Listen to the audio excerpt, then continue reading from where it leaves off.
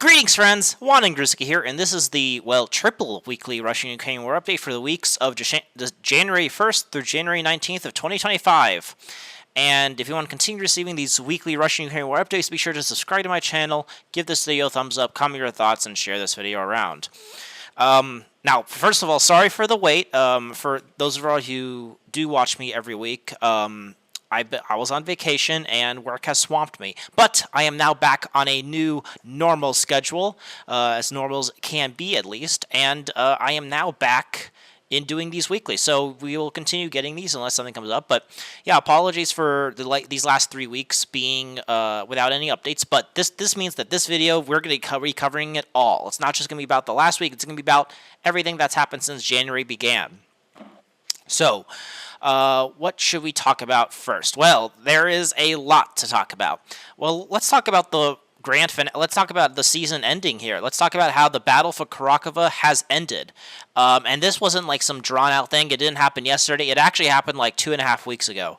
The Russians, we talked about how on our last update at the very end of December, we talked about how the Russians began to assault the Kurakhove power plant here. Now, I was thinking this, since this is a very heavily built-up industrial zone, usually these are very good places to keep up for defenses. So my thoughts were like, hey, the Ukrainians will probably try to keep up their defenses here and try to deny the Russians being able to claim Kurakhove. But that did not happen. Literally a few days after my video was updated, the Russians took complete control of the Kurakhove power plant right here, and basically by New Year's Eve, New Year's Day, January 1st or so, the Russians claimed that they have completely captured the city of Kurakhove. And so that is basically what happened. That happened a long time ago in terms of how, 2 weeks ago. So, this wasn't, the battle for the Kurakhove power plant did not last long. The Russians finally took Kurakhove, and with it, the major Ukrainian defense for southern Donbass. Now, if you thought that was the end of the Kurakhove pocket, you are mistaken. They are now calling this the Dachna pocket because of the advancements of the Russians in the north and advancements in the south. All the Ukrainians are still in a pocket here in Dachna and a little bit in Uklayiki, but everything in this little pocket here, everything in front of Andriivka and Constantinople, they're still in a little bit of a pocket, and the Russians daily are striking bridges, pontoon bridges, and forces trying to enter this pocket. Why the Ukrainians are trying to hold on to Dachna for how hard they are is a bit of a big question. Is the question of the year. It's not like they are holding Kurakhove, for PR purpose. It doesn't even serve PR purposes. Maybe it's very hard for them to leave. Like maybe they can't even leave if they can. Why the Ukrainians hold on to this pocket when they could retreat and hold on to more where their flanks are more secure is a bit of a big question here. So, however, the capture of Kurakhove was not the only thing that happened. The Russians are advancing in the fields here. The Russians also managed to take the village of Yantarnovo here and are actually advancing along the Molka Yar River here. This is helped because the Russians are already on the other side where they captured the village of Sukhia Yar and Zelenivka like a month or two ago. And so the Russians not only took Yantarnovo, they took a lot of these fields on the other side of the village here. They also managed to continue pushing in the south here. Everything to the south of this power plant has been taken. This wastewater treatment plant has also been taken. So everything here has been taken by the Russians as well in the last 3 weeks. Importantly, this is getting the Russians to the southern edge of Dachna, and the Russians have also taken the Kurakhove dam here, this area right here to the south of Staroterny here. This has been captured by the Russians as well. And so they are reaching Dachna, but they have not actually entered it just yet. Some sources are saying they have entered this southern little area right here, but the Ukrainians are trying to hold on to Dachna for as long as they can. Why? That is a good question. They could have held Dachna because before, we're going to talk about this later in this video, but the Russians were not in the south. The previous configuration of the front line was something like this. And so, the Ukrainians are still a bit secure in the northern part of Dachna. However, with the recent Russian advancements in the north, this is now another big pocket, and I have no clue why they are holding on to Dachna. But maybe they're just trying to do a delaying action as they try to build up forces in Andriivka, Constantinople, and Rozdovka. But yeah, that was the big thing to talk about is the fall of Kurakhove, but that is nowhere near the only things that happened this week. So let's continue talking about the South Donetsk direction. And that besides Kurakhove, we're now going to be talking about the final throes of the battle for Velyka Novosilka, which if I was a betting man, and I am not, but if I was, I would be putting down that Velyka Novosilka will be the next town to fall, or at least the next major town to fall next week. So in my next video, next Sunday, I will probably be talking about how Velyka Novosilka has fallen. Just as the West has fallen, and actually, literally, the western part of Velyka Novosilka has fallen. At least the western villages that help secure the western flank of Velyka Novosilka has fallen. Let's talk about how this battle is unfolding here in the south and west direction. So the Russians have continued advancing up here, and with pretty good paces. One of the two biggest news is that the villages of Nestertuski and Vermivka have been completely captured by the Russians. So these, the Russians were advancing from the south here and, moving along this river, and, they captured this village about little over a week ago, and then they captured Vermivka a few days ago, actually. And so they've reached and actually physically cut this road. So before, when they had Vermivka, the Russians cut this highway, but the Ukrainians could use this road to then enter Vermivka and then leave up to the hills here. There's some hills around this area near Burlasky and this village that looks like a monkey just hit their head on the keyboard. But there's a bunch of hills here, and this is where the Ukrainians have some positions where they're retreating towards. And so, but now with the capture of Vermivka, there is now no more roads they could use to leave. There's only one way out, is a dirt road, and yet they have to cross a river to go there. You can't even see it on the map because it's such an undeveloped road. However, so the villages of Nestertuski and Vermivka have been captured, and the Russians have continued advancing their presence in the western part of Velyka Novosilka. They have actually captured more parts of this of these fields and are securing themselves here, just so when they assault Velyka Novosilka, they could withstand any sort of Ukrainian counterattack. So Vermivka and Nestertuski has fallen. They are now on the western edge of Velyka Novosilka, and that is not it. The Russians are also expanding in the north. We talked about how they took the village of Novokomar, and they have now expanded their presence along it, which makes sense. The Ukrainians fell back to the other side of Mokoya River in the village of Novochernotovka and Suka, and so they have captured a lot of these fields around Novokomar here. And so they have secured their gains in the north here. Now, one of the biggest things is this is now brand new information. So, if I was giving you this update like 2 days ago, I've been like, hey, this is what's happening. The Russians are now in a complete area to begin the assault on Velyka Novosilka, but this is Sunday, and the Russians, without sparing time, they are now on the attack. The Russians have increased a massive bombardment of Velyka Novosilka, and not only that, a lot of sources are saying the Russians have entered Velyka Novosilka from this direction, have entered this area in the center of it. A lot of sources are saying the Ukrainians have retreated on the, I talked about, if you look at my past videos, I talk about how the battle for Velyka Novosilka will take place, and it's actually kind of going off what I wrote about. So the Ukrainians have actually retreated from the southern part of Velyka Novosilka to the center. That's what, according to some sources, we don't have any geolocated footage yet of the Russians being here, but sources are saying they're retreating from the southern part, and we have some sources saying that the Russians have entered this northern part of Velyka Novosilka and are actually battling and actually are clearing everything to the north of this river here. And so the Ukrainians are now just in the center of Velyka Novosilka. And so it's actually this is happening today, so we don't have any. We're just getting updates from the people on the ground, but we don't have any footage yet, so we don't have any map updates. So we can't. We don't know. We don't know if maybe the Russians are able to secure it. Maybe they get pushed out. So we have to see how this battle plays out. But the battles are happening according to sources on the ground. Anyway. So, but if that is true, let's say the Russians have taken this northern part of Velyka Novosilka and the southern part, then the only thing that's left, the southern part, and I wouldn't be surprised if within the next few days the center part falls. There's no way the Ukrainians cannot hold this. They are in a very, all the Russians have to do is just go across here, boop, and then suddenly they are fully surrounded here. So, this is, I don't blame the Ukrainian command. Unlike Dachna, Velyka Novosilka is very important. It is another major defense node for the southern part of Donbass, and if it falls, as you can see, there's no other town here or village that is of its caliber.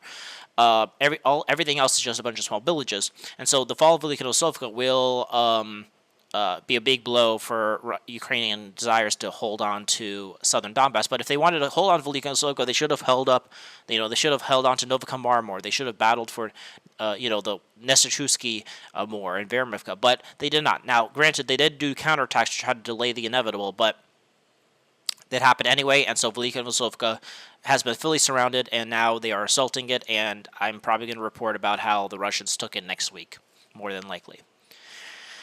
Yeah, and then also the Russians are continuously trying to move towards the village of Rosaliva here. They're trying to reach it to try to start attacking Constantinople, but the Ukrainians are actually doing a very good job trying to repel the Russians. The big problem is that the Russians have their positions in these villages in Sharkovsky, Yasna Polona, and then as they try to move towards along these fields, there's nothing to camouflage them, and so the Ukrainians have good positions to strike them with drones. So it's very hard for the Russians to try to move along, at least with vehicles, along these fields towards Rosolova. So it's going to be a bit of a tough nut to crack there. Anyway, so that is the South Donetsk direction. The fall of Kurakhove, Velyka Novosilka about to be encircled. There was a lot of the last throes of what we were seeing play out last year is now coming to fruition. Yep. There's that, and then to final off the southern part for Kherson and Zaporozhye, there's actually been no changes in those areas, surprisingly. You would think after with 3 weeks, there'd be some changes in the Zaporozhye or Kherson directions, but you would be wrong. Alrighty.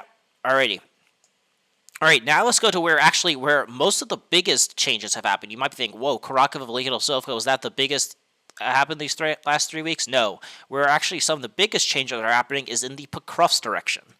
And I don't even know where to start here. So let's where should we start for Pokrovsk? Let's talk about the bottom. Now, we talked how we were going to talk. I mentioned we were going to discuss this. So the Russians have pushed through and have captured the villages of Shenkenko, Petropavlovka, and Slavyanka. First, the Russians made a breakthrough from Staroterny and took the village of Shentenko. And not only that, they actually they actually managed to push through Shentenko and managed to capture some fortifications on the eastern outskirts of Andriivka.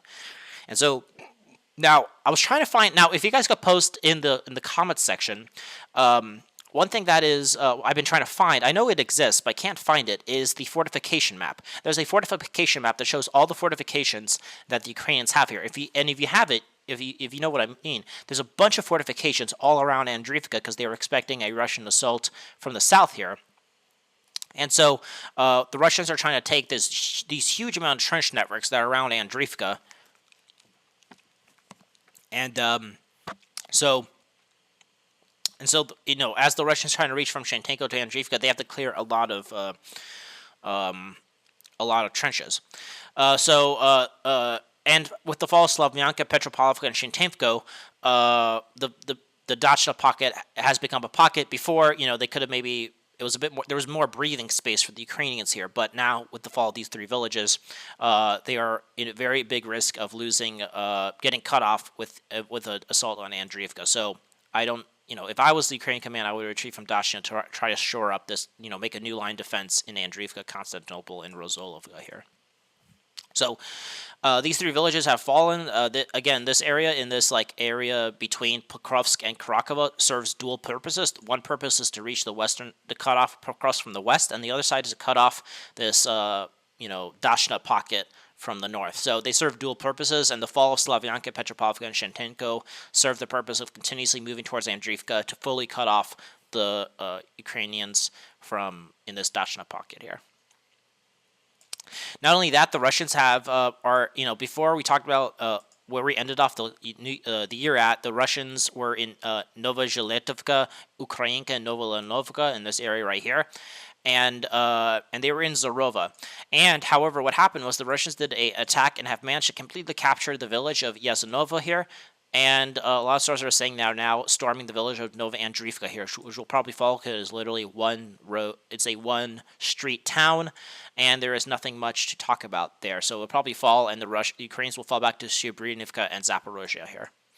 But with the fall of this, the Russians managed to also capture all these fields that were in this kind of little pocket here that developed after the Russians pushed the west here. So they cleared these fields here, and the Ukrainians retreated back towards more reliable positions. And, as the Russians push here, I wouldn't be surprised if, the Russians enter Andriivka from the west here, and they continue pushing, from, all these directions to try to reach Andriivka from the north and from the east here. And so, they're slowly falling upon Andriivka, and we shall see if the Ukrainians could use all these big defense networks to their advantage. The big disadvantage here, though, is that these trenches that were built in Andriivka were expecting a direct assault from the south here. They weren't expecting an assault from like the east or especially from the north. And so it's going to, these defense networks aren't as developed as would be expected, but they are very formidable nonetheless. So we shall see if the Russians could develop their offensive here in this Pokrovsk direction, but to help the South Donetsk direction. One thing that is interesting is that, according to a lot of pro-Russian sources, is that the Russians actually have pulled out a lot of the assault divisions in this South Donetsk area. So we're actually going to probably see a massive slowdown in operations here. I don't think we're going to see the Russians try to push towards Andriivka, Constantinople, or Rosolva fast. I think they're going to still push, but it's going to be very slow.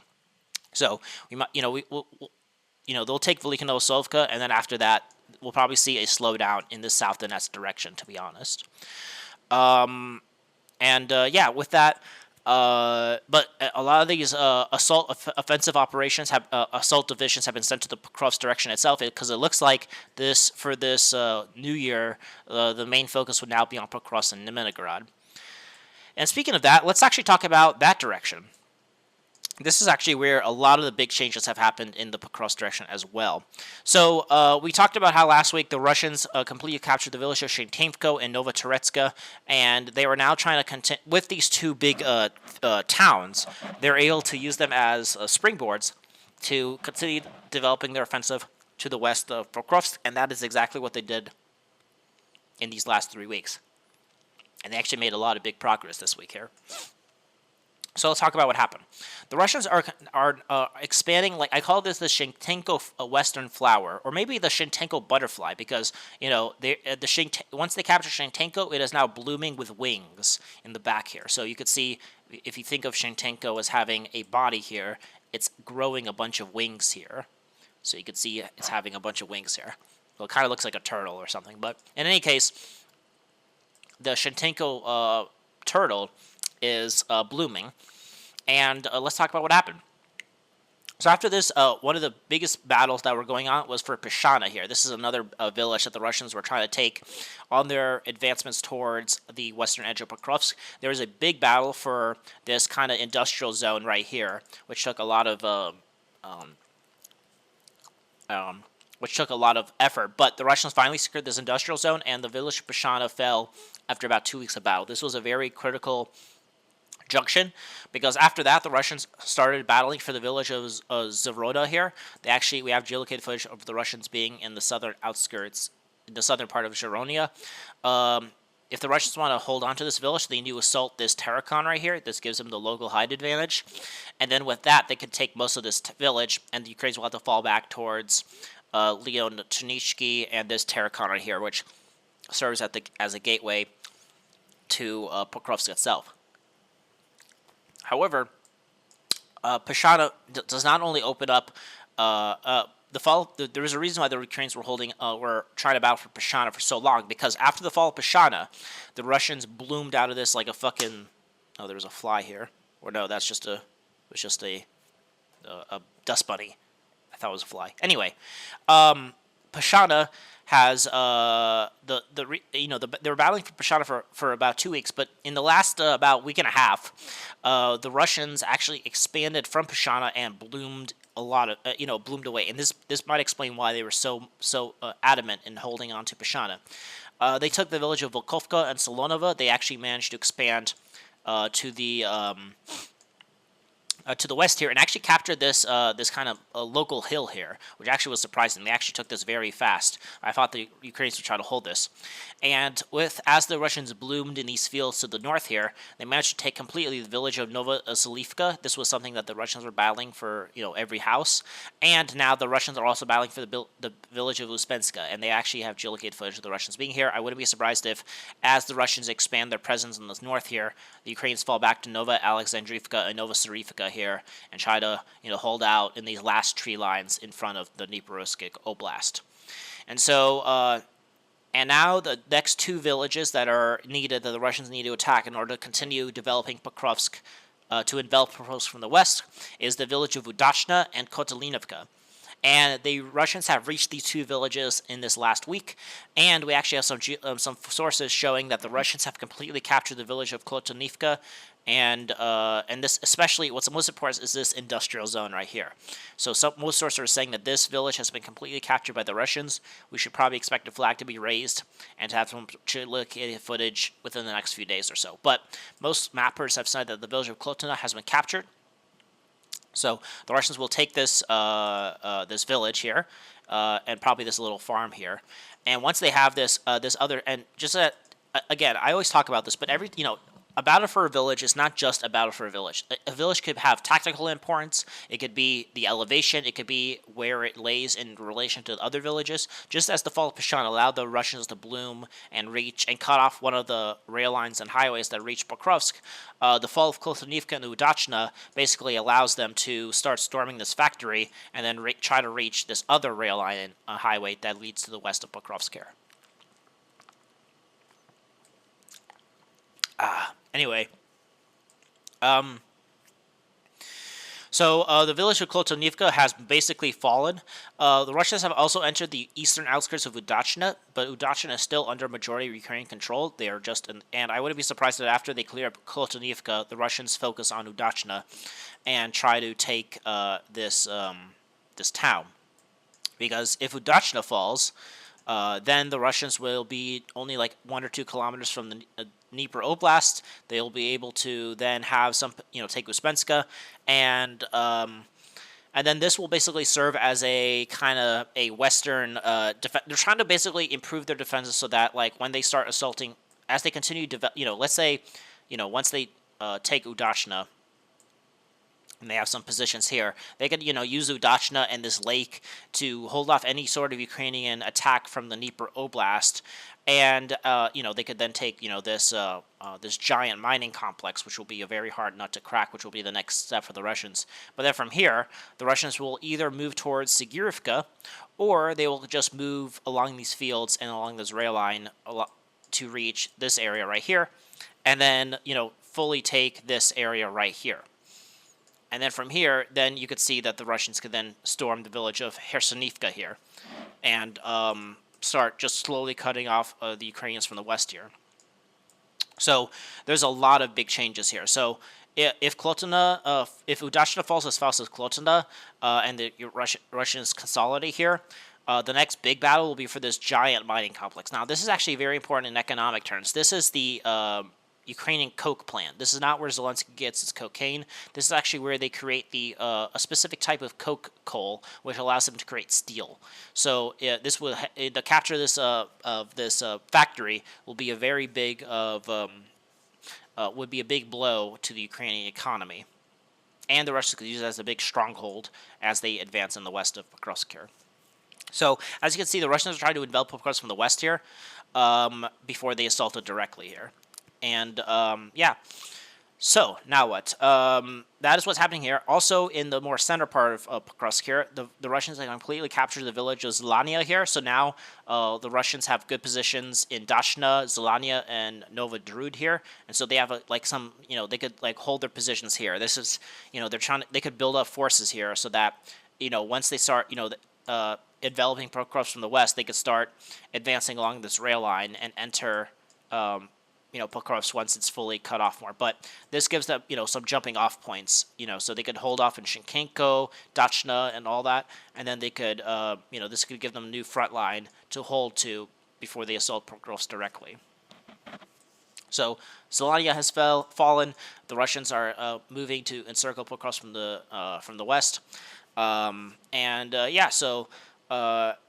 and, maybe, and I'm going to talk more about the Pokrovsk direction actually here, but we're actually going to talk about something that we have not talked about for a while here, and that is the this direction. A lot of sources are saying they're calling this the Minigrad direction, but I've been kind of talking about this whole area as the Pokrovsk direction because this entire area belongs in the same grouping here. But The Russians actually activated on this front. Usually and as you can see here, there's been some big changes from the last time we talked here. But this is still part of the Pokrovsk direction. But one thing I will talk about the importance of this area here. Let's talk about what actually happened first. First, the Russians did a big advance and actually managed to capture the village of Vozhdanovka here. This was one of the major defenses the Ukrainians were holding to try to hold back the Russians from the Konstantinovka-Pokrovsk highway, this area right here. But the Russians managed to break through here and actually managed to capture this village, which was a big blow to the Ukrainians. Not only that, they managed to pour into the fields here and capture all these fields to the west here and actually managed to enter the village of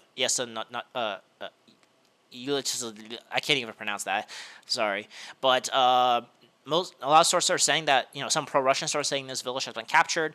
Pro-Ukrainian sources are saying this village is still under Ukrainian control. So we don't know if the Russians have captured this village, but this is where the front line is now. And not only that, we had geolocated footage of the Russians being on this road, but some pro-Ukrainian sources are saying that they got pushed out. But in any case, the Russians are now, most sources are saying the Russians are in these fields between Novosilka and the highway. And in any case, this highway is now completely unusable. And even to pro-Russian sources, the Russians are on this road right here. So the Russians activated on this front and are now trying to secure a bridgehead here. And not only that, the Russians are also pushing a little bit to the north here. They actually managed to capture some positions to the north of Novosilka and are actually battling for the village of Baranovka. This is another one of those villages that they say exists on the map, but when you scroll down, there's nothing here. There's nothing here. So, but once they reach Baranovka, they could, they're trying to basically give themselves some breathing space so that when they assault across from the east, they could withstand any Ukrainian counterattack here. Now, I'm going to talk about how this relates to the Toretsk direction in a moment here, but I want to first actually talk about how this battle for Pokrovsk is going to go. So I'm going to actually talk about the Pokrovsk breakdown here. So how will this go? This is my theory. This is what I think will happen. This is what I think we should expect.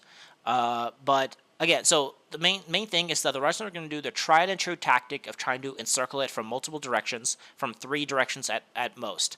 The Russians will then leave one road open. So my theory is the Russians will probably try to have this highway, this area's right here, will be left open for the Ukrainians to retreat back to Rozhdestvska here.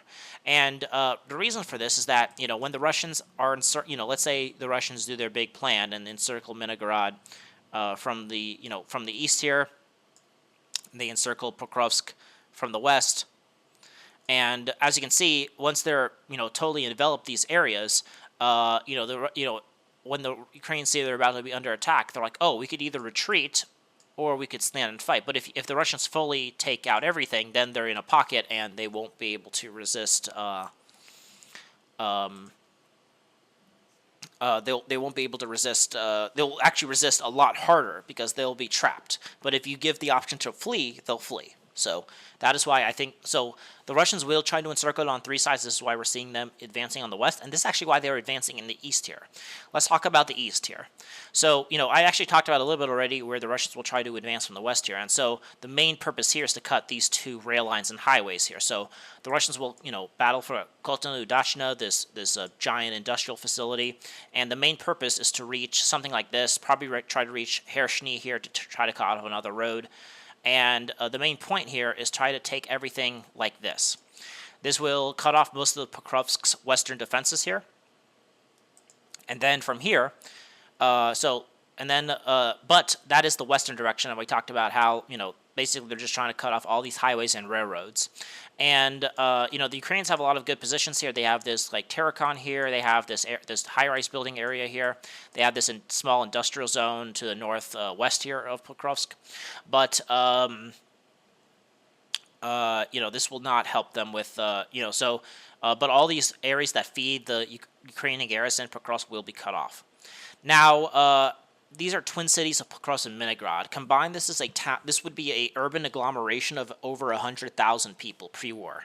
So this is actually this would be actually the biggest gain since the battle because Bakhmut was about 80,000 people.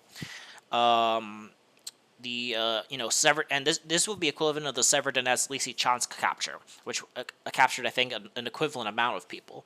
So this will be one of the biggest Russian gains in a long while. And so, what the capture of Pokrovsk itself is actually also the battle for Leningrad. And so, in this section, the Russians will also try to encircle Leningrad from the east here. So let's talk about the eastern direction here. So the Russians are going to try to, improve their positions to give themselves a bit of a position, to improve their northern positions here. So first they're going to, take Baranovka. They'll probably advance towards Lenopolia here and just have some positions like this here. Along with this, they'll also try to take the village of Vodonodruva and Berzivsky here. And let's kind of look at, so the Russians will have their position something like this. So this will give them a hold-off so that when the Russians do their business on the east, they can withstand any Ukrainian counterattack, from the north here. So they'll hold off, they'll take a few of these villages. They will obviously cut the Konstantinivka highway for good, take this village right here. But from here, the main goal here is something like this. The Russians will then, take this town right here. And so once they have something like this going on, the Russians will then advance towards the village of Malinivka here and the village of Mirolubivka here. This will allow them, and the reason they're able to do this is that they'll be able to advance along this highway and along this river, and they're going to try to take these two villages. And then from here, they're then going to advance towards Mirna and Mykolaievka here. From here, they'd be able to reach, and once they take Mykolaievka and Mirna, so let's talk about, what the Russians will look like from here, is something like this. Here we go. So once the Russians have something like this going on, the Russians will then activate on the Leningrad front. So once the Russians are something like this, the Russians will then activate on the Leningrad front. So how will they do this? First, they're going to burst out of Gordivka here and try to reach this little reservoir right here. So the reason why this is important is because this kind of links up properly with where the Russians will be in Mykolaievka here. And this, with their northern flank secured, the Russians could burst through these fields and capture everything here. Promna, Kostovka, Balanovka here. The Ukrainians have a very strong high-rise building protection here, and so if the Russians could hold on to here, they'll be able, or if the Ukrainians will be able to hold on to here, but the Russians will then be able to push the front line towards this area. So once the Russians push here, the Russians will also be pushing along this rail line. The Russians will then push along this rail line and try to enter the residential area of southern Leningrad. So if you look at Leningrad, there is the center of Leningrad, and then there's this southern part right here.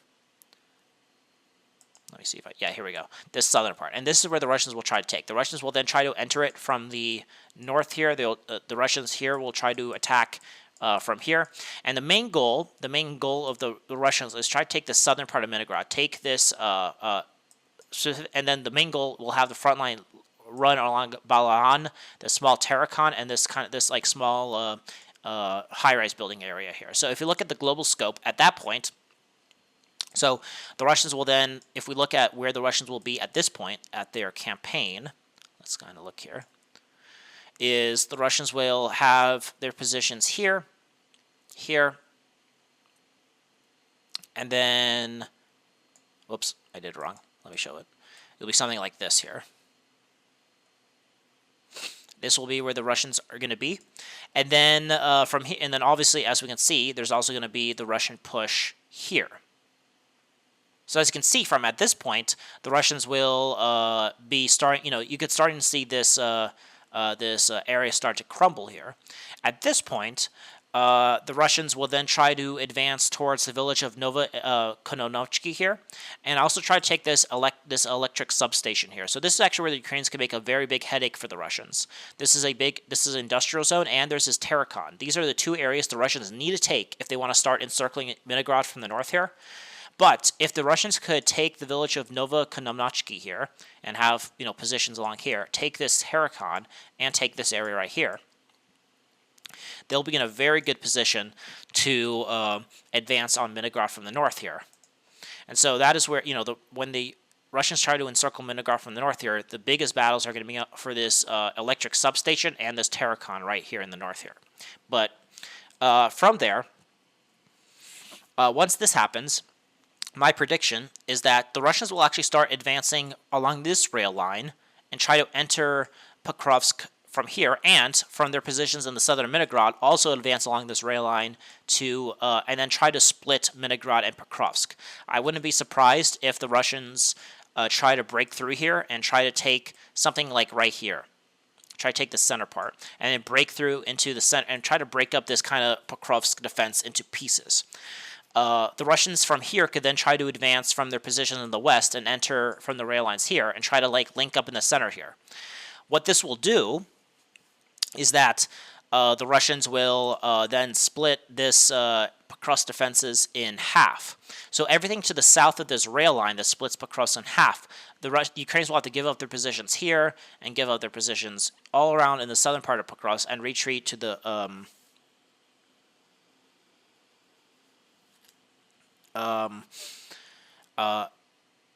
and reach the how do you say it here?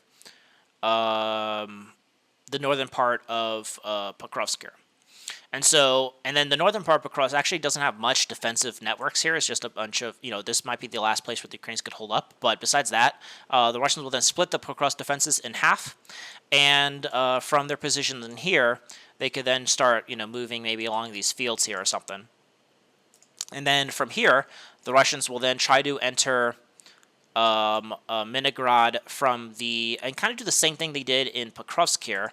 If they could capture these two big strongholds, they could then enter, there's this rail line right here, that I think ends in Minograd. Hold on, let me look here quickly. Yeah, so there's like this industrial zone in the center here. So the Russians will then try to enter Minograd into these areas right here, and and try to split the Minograd defenses in half, just like in Pokrovsk. And then from here, the Russians could then, use their positions from this giant Terracon to keep pushing along these fields, and also push along these fields from Herishny here, and then slowly encircle the northern part of Pokrovsk and Minograd. So that is where I see the battle for Pokrovsk and Minograd going. That was a big thing, but I think it was interesting to talk about. Alrighty, that is the Pokrovsk direction. Now let us talk about the Toretsk direction. And this week, the battle for Toretsk is over. Now, I was begging, so this happened about, most of Toretsk is cleared. The Russians have taken about 97% of the town, of the city, I should say. However, I'm like, okay, there's one last bastion of Ukrainian resistance in Toretsk, and this is this mine shaft right here. And I was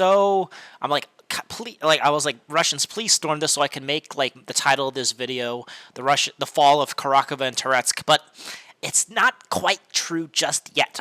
Toretsk has basically fallen, but there is still one stronghold left that the Russians have to take before I could clear it, and it sucks that they didn't clear it before this video. But I'll probably be able to talk about the fall of Toretsk next week. But let's talk about what actually happened in Toretsk here. So what happened in Toretsk is we talked about how the Russians, were securing themselves in the center part of Toretsk, and we're taking a few of these areas around it. But what happened in the last 3 weeks is that the Russians have exploded out of this area. It looks like the Ukrainians did not want to fight this block by block, and the Russians have taken all of northern all of northern Toretsk. We actually have geolocated footage even of the Russians being right here. So, and we have geolocated footage of the Russians being here. We have the Russians raising their flag here. The Russian, everything in this red area was taken in the last 3 weeks here. And so it looks like the Ukrainians did not want to, fight for these, there was I thought they could maybe hold on to some of these small little Terracons here, but that was not what happened. The Russians took those pretty easily. And so the Ukrainians fell back to some, if you look at the fortification map I talked about earlier, which I'll try to find in the next video, but there's actually a bunch of trenches here. And so it looks like the Ukrainians fell back to Klida Balka and Katerinovka here, and fell back to some positions here. However, the Russians have cleared up the northern part of Toretsk. Most of this town is under Russian control now. The only part left is this area. They have renamed this to Krymsky, but this is still part of Toretsk. And so this is the last stronghold. We actually have geolocated footage of the Russians being in the southern part of this mine right here. So it looks like the Russians are actually advancing in this area, but they have not actually fully captured it just yet. But we do have geolocated footage of the Russians being in this stronghold. This is what I mean. So once the Russians take this mining stronghold and the residential area around it, let's say they take this area, then only then will they actually have fully captured the city of Toretsk. So the Russians are clearing out. They're getting some positions probably around this Terrakon and this forest right here, and try to give themselves some positions here and hold securing their gains here, clearing up some resistance and whatnot. But once this happens, just because they capture Toretsk itself does not mean that again, capturing a city is not the end all be all. The capture of a city or a town or a village is supposed to further a strategic objective, an operational objective, or even a tactical objective. And so just taking, let's say the Russians take this mine shaft next week, right? Well, just because they have all this does not mean that their battle is done. The Russians need to and I'll tell about what will happen. Let's continue to talk about what happened in this Toretsk direction more, though.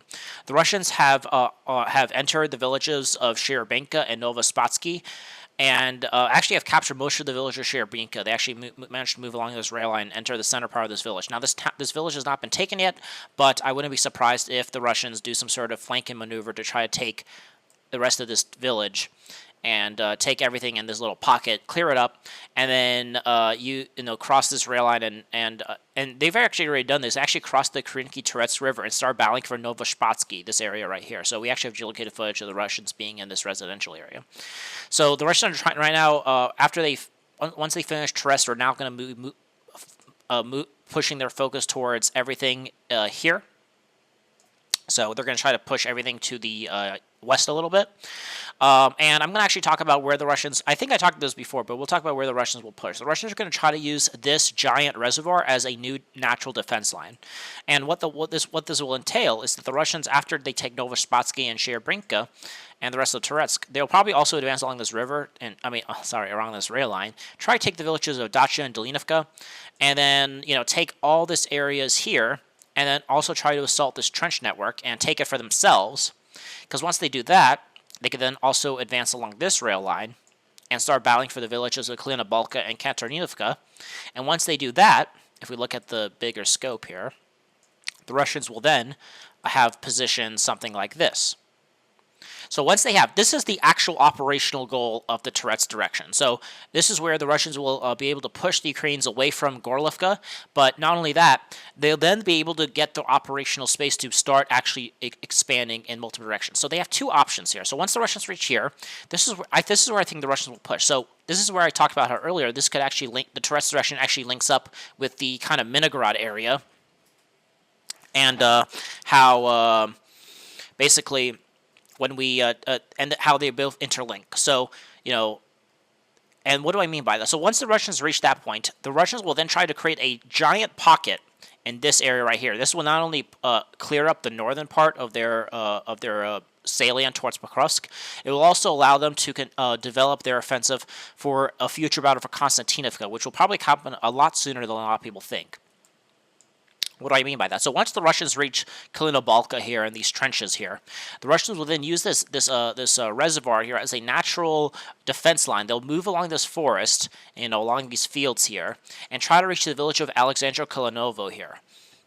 Once the Russians reach this, let's say they reach this, they start battling for this village here. The Russians will also be pushing north here. They'll be battling for the village of Tartsovsky here, Alexandropol here. And so the Russians, we talked about how the Russians were trying to, improve their position here. They'll actually start moving towards Alexandropol, Tartsovsky, and try to, move along this highway, towards Nova Elenovka, and try to, put the squeeze here. And then as the Russians put the squeeze here and, try to battle for this down. And so by the time, as we look here, the Ukrainians in this pocket will collapse.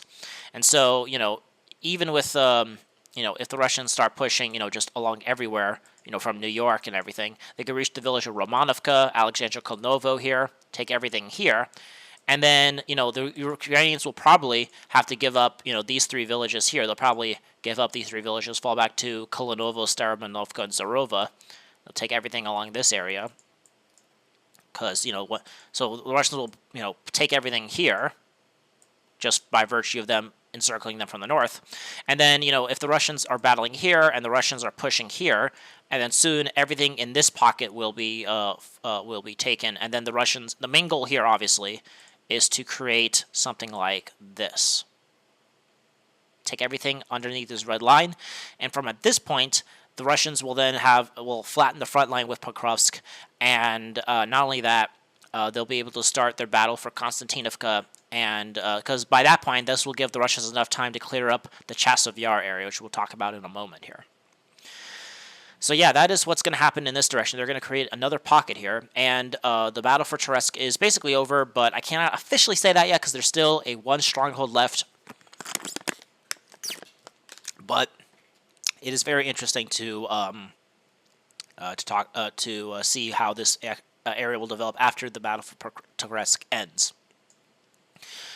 Alrighty. Now let us talk about the Chasiv Yar direction, and this is where I thought this was the Russians were. I thought when we talk about the Chasiv Yar direction, I thought the Russians are banging their heads against a brick wall. I thought they're like, hey, what in the hell are you? I thought this will take a long while. I thought assaulting Chasiv Yar directly was a fool's errand, and so I thought this would take a long and the Russians were not actually making a lot of progress here, but these last 3 weeks the Russians actually broken through into the center of Chasiv Yar.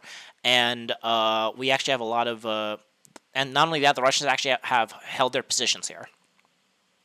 And so let's talk about what happened. So first of all, the biggest change is that the Russians have completely captured the Chasiv Yar factory, this factory right here. We actually have geolocated footage of the Russians being in this factory here. And so this was a long, drawn-out battle. It took a lot of damage, but the Russians finally took it. Not only that, we have geolocated footage that this map has not been updated yet, but we actually have geolocated footage of the Russians being here. So we actually have, most mappers have changed their maps to have this entire area under Russian control. So they have taken the southern part of the center of Chasiv Yar. They have taken the factory of Chasiv Yar. Not only that, in the northern part of this area, the Russians have cut off the northern part of center Chasiv Yar. So they took in the Chasiv Yar railway station, and they managed to capture all this area here. But not only that, we actually have geolocated footage of the Russians being here. And so we actually, most sources and mappers have said that this entire northern residential area of Chasiv Yar has been taken in the last few days.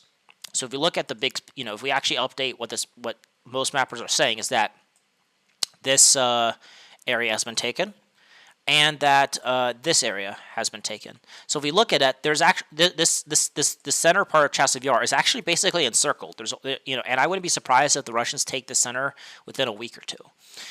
This is a very heavily fortified area, but if the Russians manage to break through here and take the high-rise buildings, it's going to be very hard for the Ukrainians to hold on to here. And so so the Ukrainians can probably hold on here for like a week or two, but I wouldn't be surprised if the center of Chasiv Yar falls very soon. And let's talk about where what that means. So the Russians need to develop this, and the reason why this is very important is because the Chasiv Yar is on the high ground here. This is actually the highest high ground in this entire area. So if Chasiv Yar falls, the Russians will then be able to then surround. Is to have the dominant high position as they advance towards the STD line of the Ukrainians of Slavyansk, Kramatorsk, Druzhkivka, and Konstantinovka, and Toretsk, but Toretsk has now fallen. And so, but in order to do that, they need to improve their positions there. Just taking the center is not enough. The Russians will have to probably take this quarry because this gives them this threatens their northern flank a little bit. So they'll have to take this kind of quarry mine in the north here. Not only that, the Russians will have to take the villages of Mykolaievka and Stupochki here. By this, the Russians will have to take the Russians already have taken this kind of small this quarry here, but they also have to take this quarry, which they did before, but they lost it. And so the Russians will have to take these two quarries. They will have to clear out this forest here, and then if we look at the bigger picture here, the Russians will basically have to at the end, before they can actually maybe declare victory for the Battle of Chasiv Yar. Take everything behind this red line. If they can take everything behind this red line, this will make them in the dominant high position, and this will allow them to advance. And along probably what I think after this Battle for Chasiv Yar, they're going to advance along this rail line and try to start encircling Konstantinovka, and they will also, with the Russian push in Toretsk, try to clear everything to the south here in Bilhora, Delinovka, Alexandro Shulovsky here, and kind of like once they take Stupochki, I could actually see the Russians try to clear everything here, flatten the front line a little bit, and start the battle for start to encircle Konstantinovka from multiple directions here. So right now the battle for Chasiv Yar is culminating. The battle Toretsk is ending, but once these two areas end, they'll do their clear up operations. They'll try to on this area the Russians will try to clear this area. In Chasiv Yar they're going to try to clear this southern area and try to take some more areas here. But this is basically preparing themselves because I think by maybe the end of spring of 2025, the battle for Konstantinovka will begin, which is where the Chasiv Yar and Toretsk will lead up towards. So the Russians have broken the Ukrainian backs here through frontal assaults. I'm pretty certain this took a lot of effort. This probably took a lot of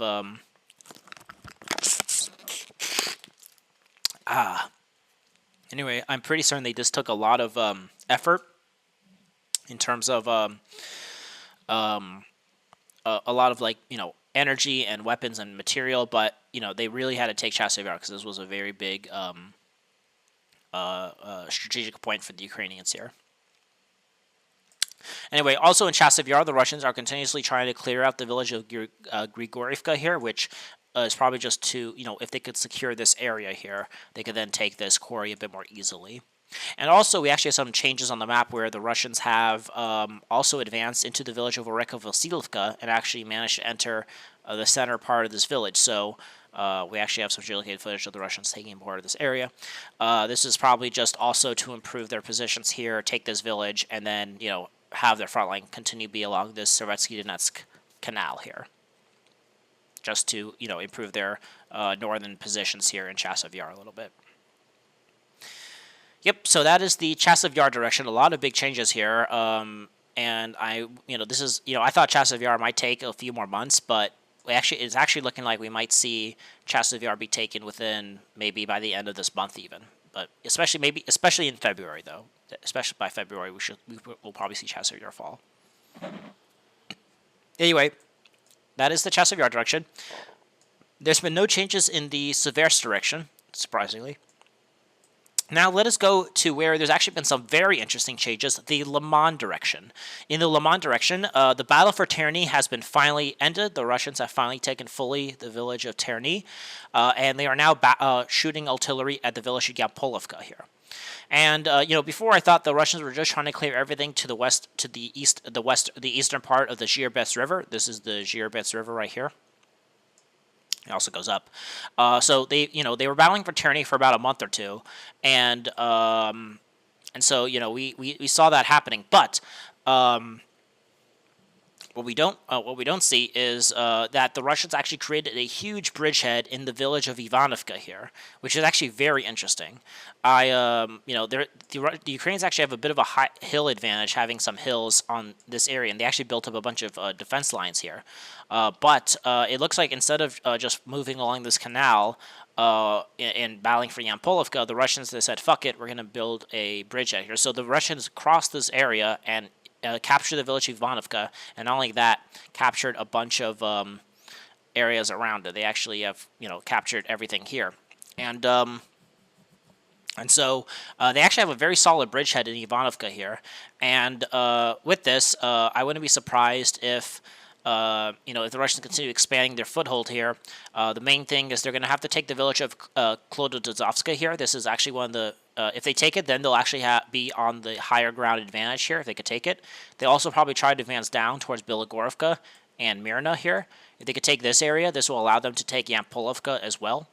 And then once they take this, I don't think they're going to continue pushing towards these two villages here in Toretsk and Zarozhny here.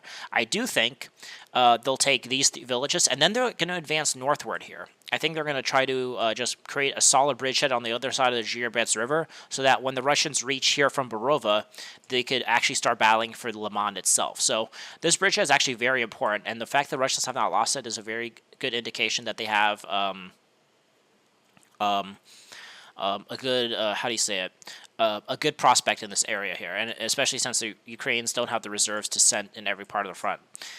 What I expect from once they take these villages to the south here is the Russians will probably try to advance along these fields and maybe try take the village of Novosilka here, try to take everything here, and take all these fields here, and then try to reach the village of Novomikhailivka, Keternivka, and Nova.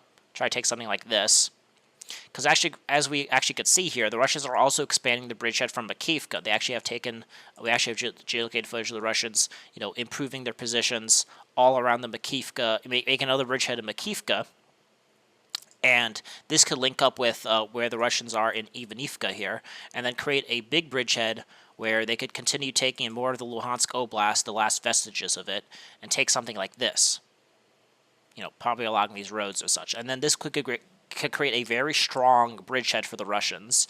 And, especially if they could link up with the Russians advancing from the south here from in the Kupiansk direction. So, yeah, that is a very, this bridgehead in Ivanovka, the smaller bridgehead in Makivka, these are very good bridgeheads for the Russians, and we shall see if they could continue developing them in the next few weeks. Alrighty, now let's go talk. Speaking of which, let's talk about the Kupiansk direction. And this week we actually don't have much update. The Kupiansk direction actually might be as smaller than the Liman direction, which is a first. But there is still some things to talk about in the Kupiansk direction. In this sense, the Russians are still trying to battle for Zelena High. They have taken a lot of these fields to the east of Zelena High, but they have not actually entered the village itself, but they are still on the outskirts of it. The Russians are clearing the pocket between their positions in Zazovka and Lozova. They actually managed to capture these fields to the west of Lozova, and these fields to the east of Zherzhanov. So these fields in the north of Novokurakhove are being cleared. And I wouldn't be surprised if the Russians are trying to clear, maybe take Novokurakhove, take something like this, and then from here try to start battling for the village of Bujaslavka here. But right now they're just doing slow motions here. They're taking some fields here, but it is still a hard battle. Also, there's also been a back and forth in the village of Klosteniivka here. Before we had geolocated footage that the Ukrainians have retaken this village, but we actually then had geolocated footage of the Russians raising their flag in the center of this village. So there's a back and forth happening in the northern part here for the village of Klosteniivka here. So the Russians really want to hold this town so they could hold their northern defenses as they move southwards, which I think is the main goal here.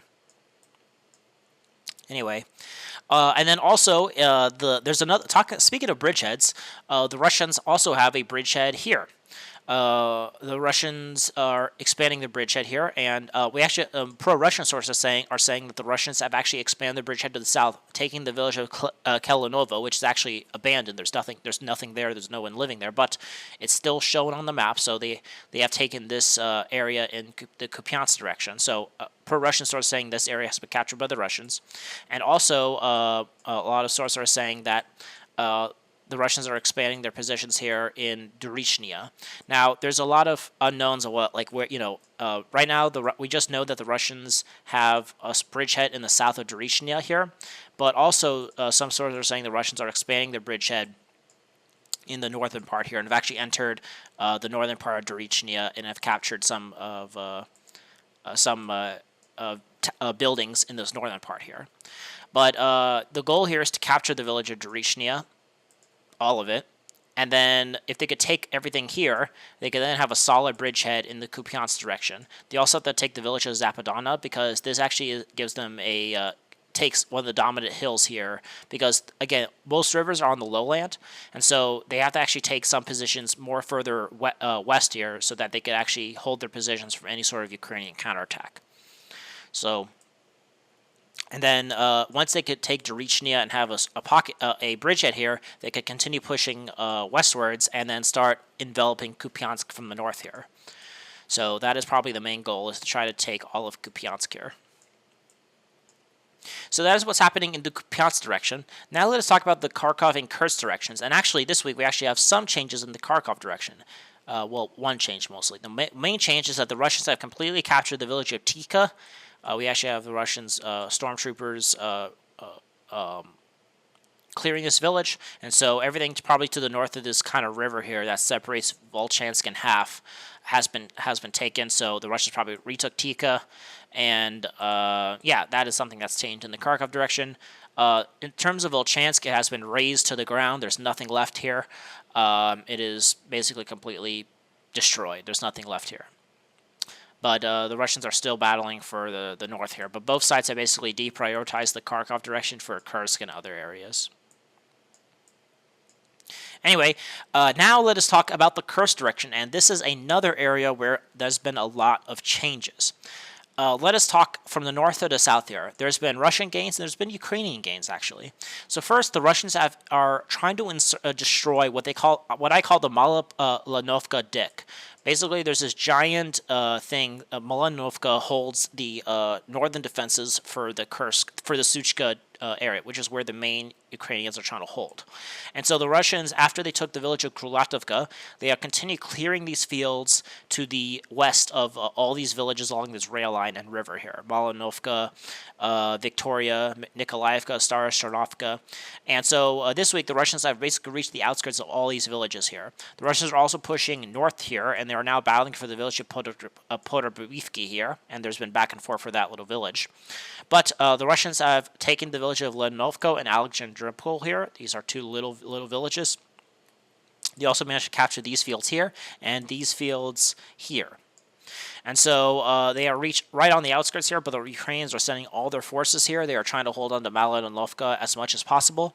And so there's been, we actually have some geolocated footage of the Russians entering Nikolaevka and Stara Chernovka here, but it's going to be very hard for the but the Ukrainians are continuing counterattacking, trying to push the Russians out. So there's been a lot of bloody battles for Mala-Lanovka, but as you can see, they are in a very precarious situation in this area for the Ukrainians. But the main goal here for the Russians is to try to liquidate this little salient here and try to take everything here. Along with this, so this is where the Russians are advancing in the north here. This is where the Russian pushes. But in the center is where the Ukrainians are pushing. And the Ukrainians launched their own Kursk counteroffensive like 2 weeks ago or something. And this counteroffensive they launched from Suchka and Cherkassky Porozhny, and they actually managed to reach the villages of Berdin and Novosilka, whatever. They were trying to reach the town of Bolshoi Soldovsky here. However, the Ukrainian positions here, they were trying to show off because the Trump's envoy to Ukraine was trying to visit, and they were trying to make some sort of spectacle for it, but it failed. And so they reached Berdin and Novosilka here, but according to most sources, these two villages have been retaken by the Russians. So now the front line is now back in these fields here. Anyway. However, the Russians are also pushing in the north and are actually pushing back because the Ukrainians spent a lot of energy here, so they actually managed to retake the village of Rusko-Poreshny and Kostova, these two villages here. Right now, there's battles also going for Cherkassky Porozhny, but the Ukrainians are trying to hold on to this village a lot stronger because if this falls, then the Russians will have a very good position if they liquidate this northern pocket to take everything here, and then they can start advancing on Suchka from the north here. So they're really trying, that's why the two main villages, I should say, is Mala-Lanovka and Cherkassky Porozhny. These hold the Ukrainian defenses in the north here, and they fall. Then basically the Ukrainians will have to retreat to the suburbs of Suchka here. But the Ukrainians did a counterattack to try to disrupt the Russians, but it failed. Anyway, and then in the southern part of the Suchka direction, the Russians actually entered the Suchka urban agglomeration here and actually managed to take the village of Mekhanovka here. We actually have geolocated footage of the Russians being in this village here. And so this is actually one of the villages that form the Suchka urban agglomeration. And what do I mean by the Suchka urban agglomeration? It's everything in this area right here. This is the Suchka urban agglomeration, and the Russians have to The Ukrainians are trying to hold on to this as the last stand here, but the Russians have entered the first one of the first suburbs in the south of Suchka in Makhanovka. The Ukrainians are trying to counterattacks, but the Russians are still holding their positions here, and so they actually managed to capture a bunch of things. So, last time we talked about how they captured the village of Cherkassky Konopko, and they actually captured all these fields to the north here. And I wouldn't be surprised if the Russians try to take the village of Kalamovko and Drumidakovko here, and try to kind of maybe have some positions kind of like this or something. And so the Russians have entered the southern part of the Suchka urban agglomeration, and we shall see if the Ukrainians can try to hold off them in this area. And yeah, finally, now that is all the updates for the last 3 weeks. That was a lot, but that is what happens when you don't update for the last 3 weeks. There's also been mutual missile attacks. The Ukrainians are trying to attack Russian oil fields, and the Russians are attacking military infrastructure in Ukraine. There's been some so with Trump is going to come into office tomorrow, so we shall see how that changes things. It won't change anything, I don't think. But the Russians are on the advance all over the entire front, and that is, besides maybe Kherson and Zaporozhye. But besides that, the entire front is awakening, and we shall see if the Russians could, how the events will unfold for the rest of the winter of 2025. So yeah, that's the end of this video. I hope you guys enjoyed. Be sure to subscribe to my channel if you want to continue receiving these weekly Russian-Ukrainian War updates. Be sure to like this video, share this video out, comment your thoughts, and I hope you have a wonderful, blessed day. So aim high and wander on.